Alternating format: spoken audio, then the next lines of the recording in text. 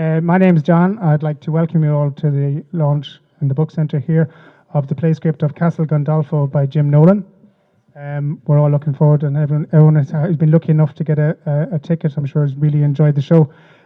Just a bit of housekeeping before I start. There's no till down here, so if you want to buy a copy, you'll have to bring it up to the front, and Jim will be happy to sign copies after the launch. Without any further ado, I'd like to introduce Caroline Senior, who's going to help to launch the book. Thank you very much.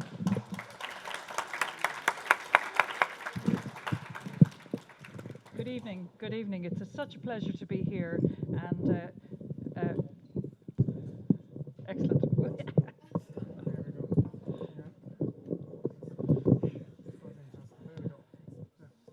Here we go.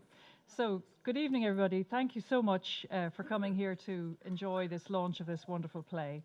And thank you, Jim, for inviting me. He was really stuck. There was no one else, so I said, sure. So. The great thing about this is the play is still running, and I can't tell you anything about it because I'd spoil it if you haven't seen it. If you're lucky enough to have been there, you'll know what a special play this is and what an amazing experience it is to be in Garter Lane, as it happens, and to be at a Jim Nolan play. If you haven't yet seen the play and you have tickets, well, they're worth their weight in gold because, of course, it's sold out. There is a waiting list, so if you really haven't got a chance or hadn't got a chance to get tickets, do get on the waiting list in Garter Lane. And better still, badger them to bring it back because it's a wonderful play. And just to say that it was such a pleasure to go to the opening night and to have nothing to do with the production of it, just to be able to sit in the audience and enjoy an amazing Jim Nolan play. And what a play it was. Congratulations to Ben and to Jim and to the cast and all associated with the play. An extraordinary night of theatre in Garter Lane. No great surprise, of course, because of Jim's mastery and wonderful penmanship, brought to life by Ben's extraordinary direction and an amazingly talented group of actors and all the people behind the scenes who have brought this show to life. There are moments in the play that will make you laugh. They might make you think, maybe even bring you to tears, take a moment to just be shocked by something you hear. It's all of life presented to you on the stage. So an incredible play and bringing back sort of memories of plays past that I would have worked with Jim in a former life when I was lucky enough to work with him in Garter Lane. It started actually when we refurbished the theatre nearly 20 years ago now, in 2006, and somebody had the bright idea, perhaps myself, to reopen the theatre and open the production of the Salvage Shop on the same night. Seemed like a good idea, except that my memory is that we were rehearsing elsewhere, but then in the days, obviously in the production week, in the technical week, you have to get into the theatre. But the builders were still in there. There was wires hanging out and the carpet hadn't been laid and it was just chaotic. And so the builders were they gave us back, I think it's called a partial handover, and we were allowed into parts of the building to do the technical. And then the tempers were fraying. And I remember not being at, but hearing of an extraordinary argument that had happened between, I think, Jim and a member of the cast. And anyway, it was recounted to me by the late, great builder, Billy Ryan, who was entranced by this extraordinary argument. He said it was better than anything Jim had ever written.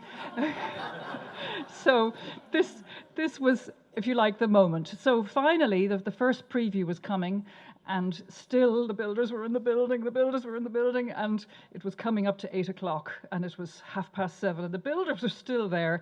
And the most amazing thing was that the people rocking up for that first preview came in the front door as literally the last of the builders went out the back. And I remember there was a builder busy someone tried to scrub something off the floor, some stain, and people were coming in wondering what was this new production going to be like. And somehow the show went on and the magic started in that theatre, and we saw an amazing production of The Salvage Shop. And none of you who were there were even aware of the sort of fun and games that we were going through. So an amazing memory, and I'm sure for many of you, you might have been lucky to be at the original Salvage Shop production, or perhaps with the great Neil Tobin, or this reimagining, or if you haven't ever been to see the salvage shop, well, the next best thing you can do, as well as buying your copy of Castel Gandolfo tonight, is to purchase a script, a published script, which is, of course, for sale here. That brings us very nicely to Brighton, which was the first play that Garter Lane commissioned of Jim's. And it was just the most wonderful experience to sit down with Jim and get funding from our wonderful Arts Council, again directed by Ben, and bringing back wonderful memories of a great actress, Gillian Hanna. And I don't know how many of you would have been at Brighton, either when it was first in the Garter Lane or when it was brought back on tour. Just an amazing woman, and somebody who we were both pleased to call a friend, and an amazing.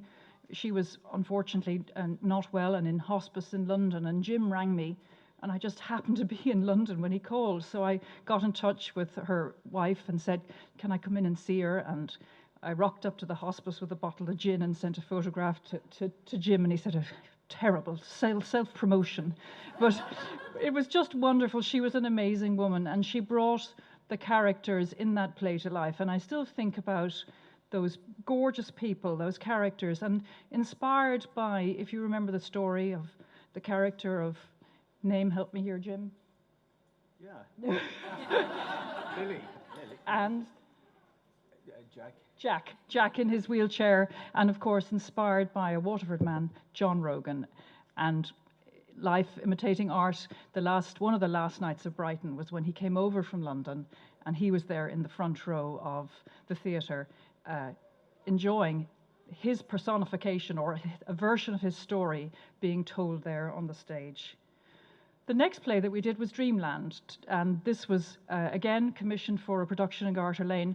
This annoyed a few people, and there were a couple of people very cross about this, and it was not how we remembered Fine Gael and the blue shirts, and there were a few tempers. But again, a wonderful production. Again, we had the chance to take it on tour, and we remember today Carl Shields and how his extraordinary interpretation of one of those blue shirts did make the blood run cold and did make us think about what an actor can do and how they can bring these roles to life. There were a number of other productions that Jim and I worked on. It was such a pleasure to work when he was theatre artist in residence in Garter Lane. I remember the chance to do Blackwater Angel, a play that he had done with Ben in the Abbey with an enormous cast, and we were so lucky to be able to do it in collaboration with then WIT. And what particularly I remember of that production is the chance for two young architecture students, people who knew very little about theatre, having the chance to work with Jim on the set. And they came in and they just had a projector and a few flowers and some ephemeral idea, and it got turned into the set. And we got the opportunity to do that with those young people. I couldn't let this opportunity pass without mentioning a couple of other productions we did. Another great Waterford writer, Teresa Deavy. You might remember our production of Wife to James Whelan. And we had to prevail on the great Rhodey Keary to lend us a desk from an auction. I wonder where that went, what stories it could tell to be used in the set. And then a great memory of someone to whom this play is dedicated, partially dedicated, is Hugo O'Donovan in On the Razzle. This is one of my most fun memories of doing a show at Garter Lane with Jim.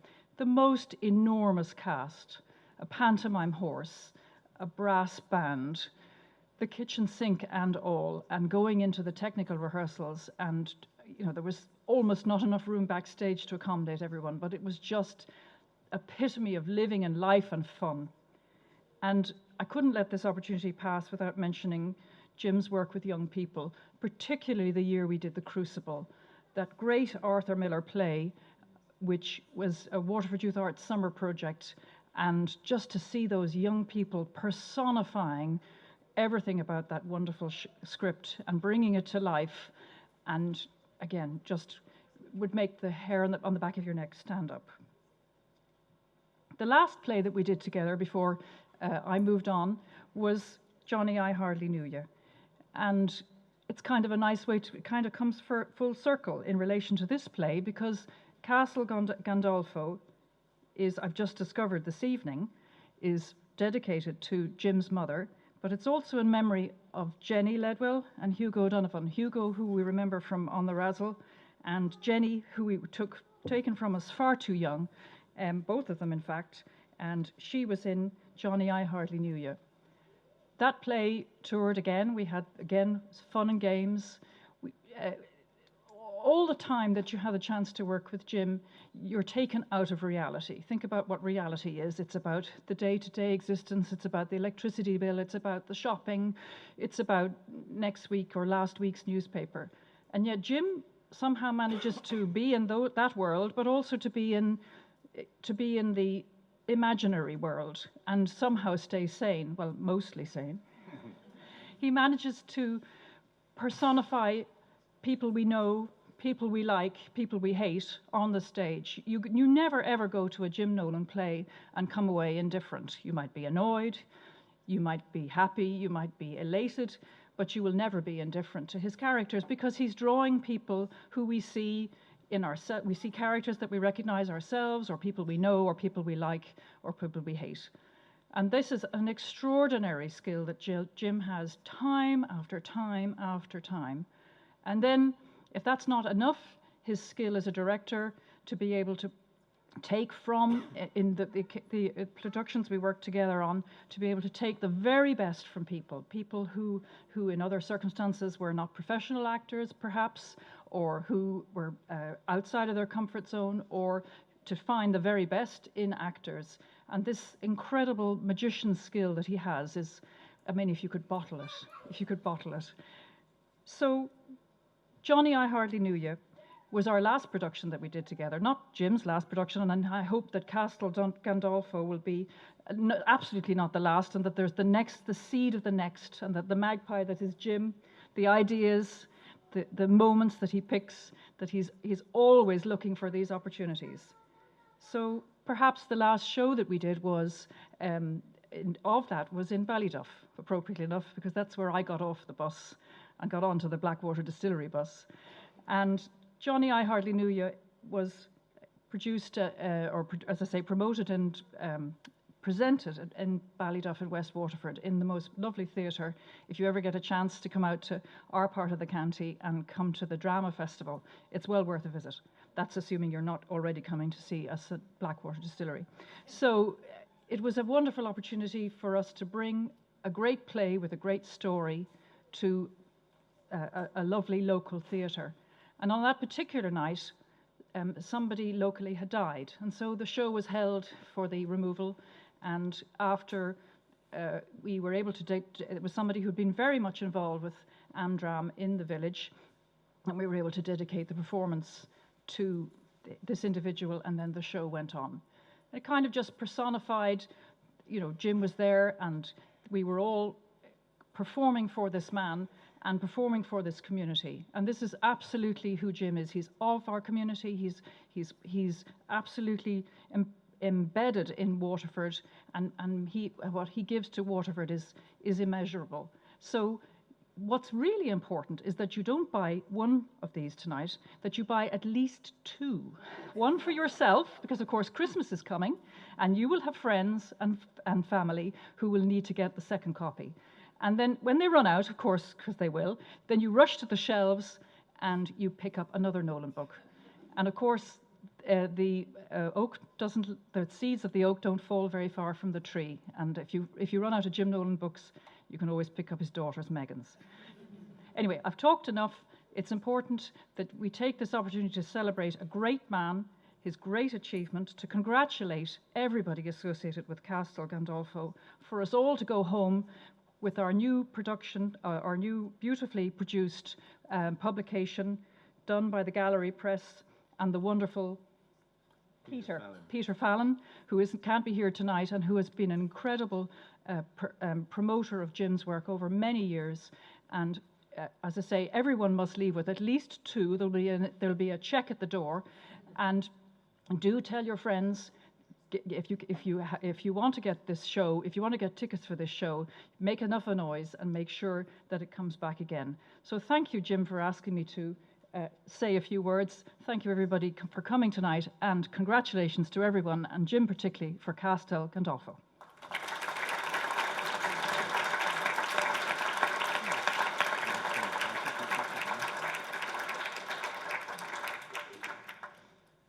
First thing I have to do is drop the microphone.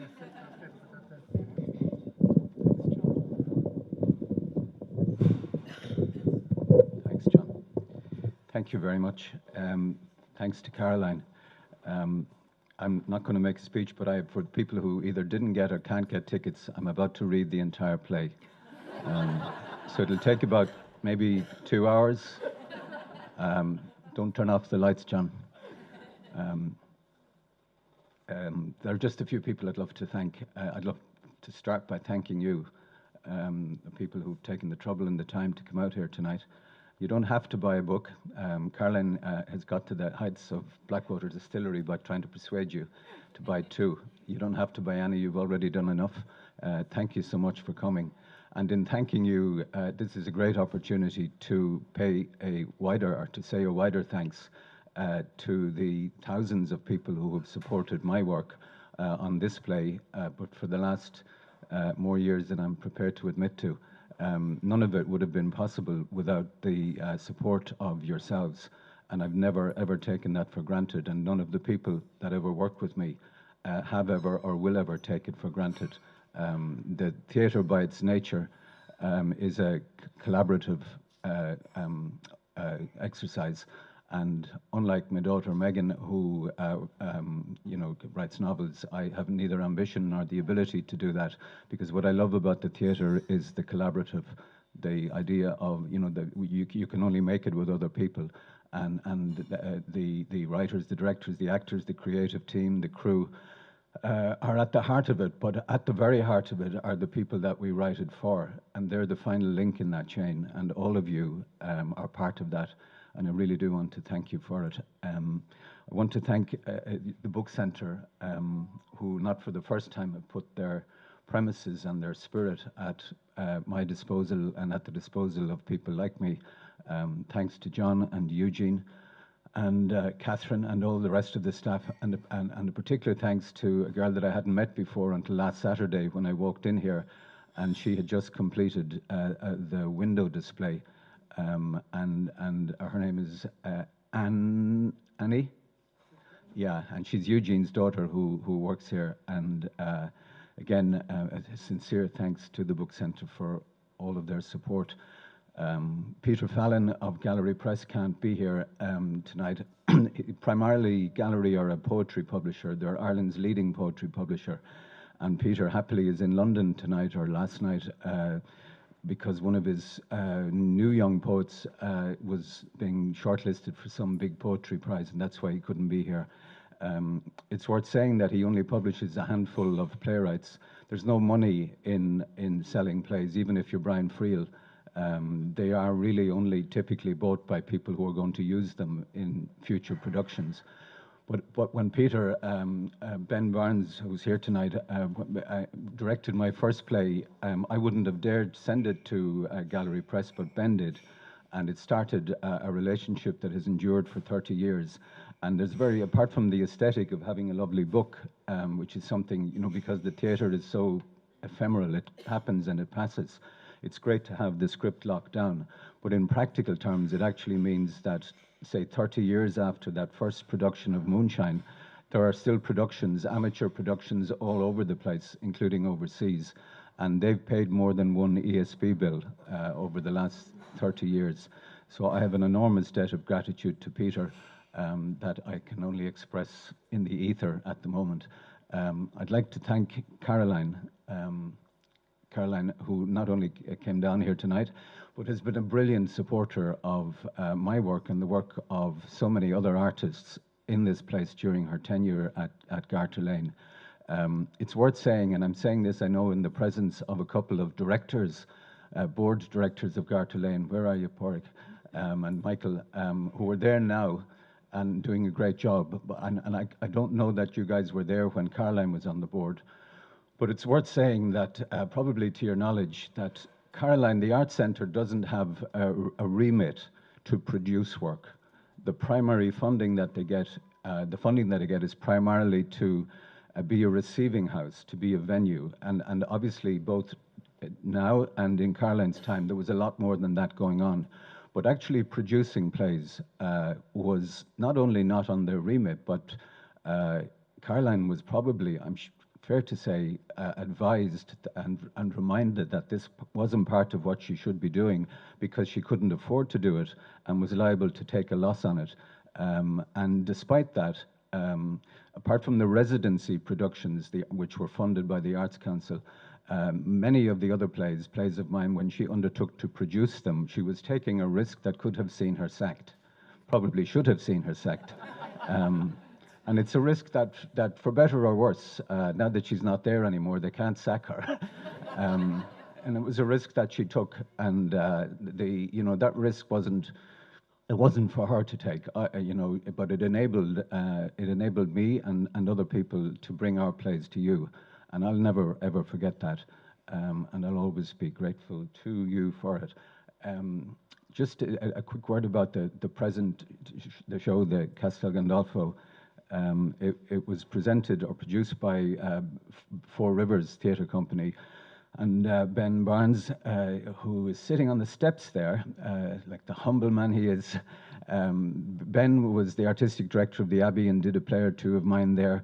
But more important than that to me, at Red Kettle over the years, he did several productions of my plays, and we had a terrific relationship, not without its battles, which are part of any rehearsal.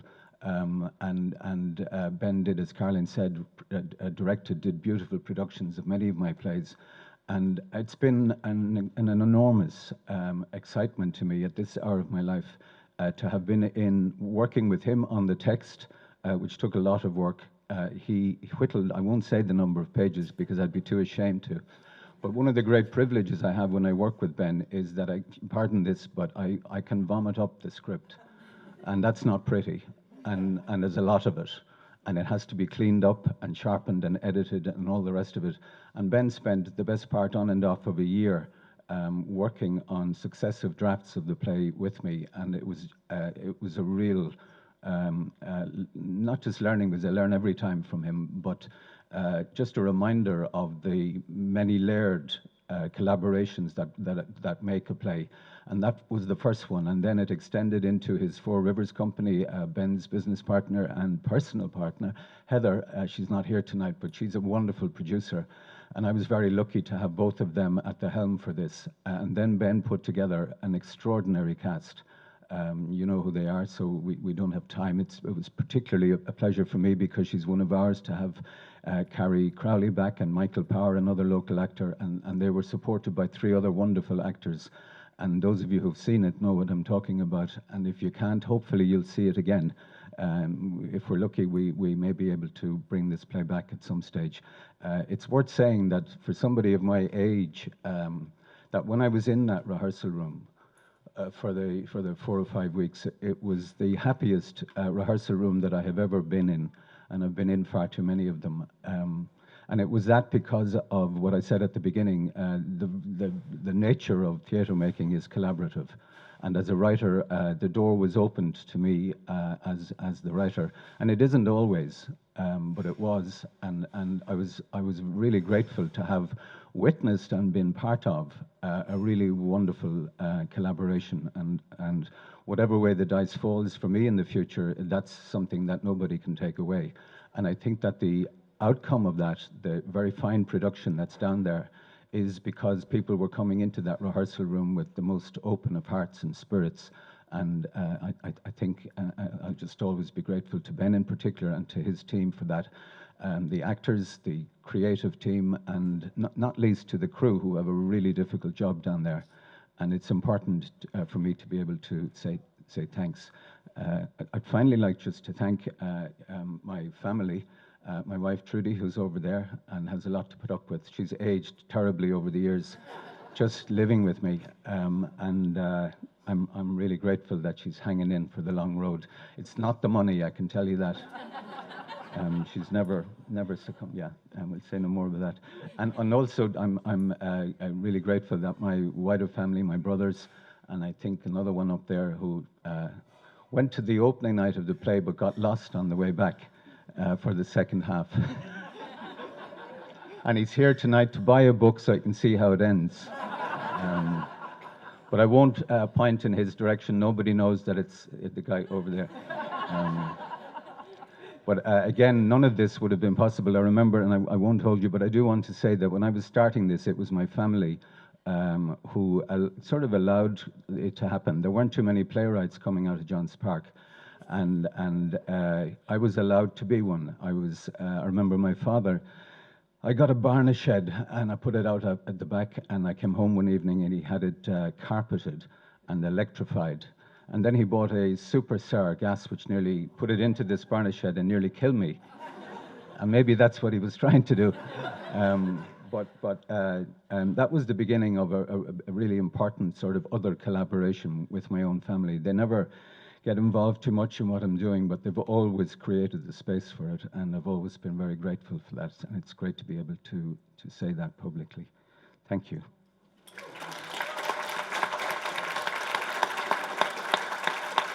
Oh, sorry, I have one other thing to say. I'm really sorry, I do go on, that's why Ben is so busy with the rewrites, but it's important to say that at my age, it's one of the great pleasures of moving on in age is that you get to witness a whole new generation of playwrights coming up behind you.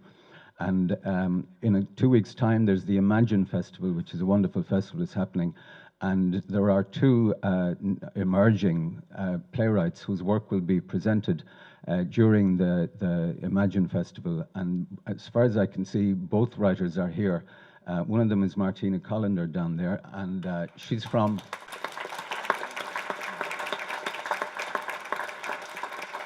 Martina is from the same parish as me, and her new play is Silent Message. I had the pleasure of working with her on a couple of drafts of that and bringing it to a rehearsed reading, and now two colleagues of hers are presenting it in the Waterford Museum of Treasures, if that's the right name, but you'll get details on the Imagine website. And the other one, the other playwright is Wayne Power, and I also saw a rehearsed reading of his play, and I'm delighted to see that it's now going to full production, and that's opening again during the Imagine Festival. It's worth saying that Wayne claims to be from Lisduggan, but actually his father's from Johns Park, and that doesn't go away. So look out for both of those plays. Thank you.